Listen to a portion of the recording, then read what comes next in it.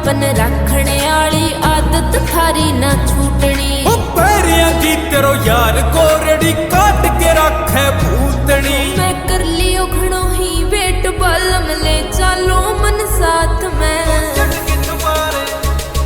तू चढ़ के दोबारे देख ले गोरी लेके आयो बारात ने। तने ब्यावन खातिर आयो गोरी देख चांदनी रात में। जो अखबारा में फोटो देखी बंदा आया साथ में। तू चढ़ के दोबारे देख ले गोरी लेके आयो बारात ने। तने ब्यावन खातिर आयो गोरी देख चांदनी रात में। ओ दिन में तो मन,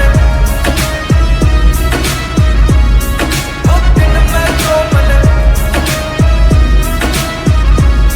ना प्रशासन को खोफत न लेवे गुंडा यारो फेवर है। एस्कॉट मचाले एसपी डीएसपी एमएलए तेरो देवर है।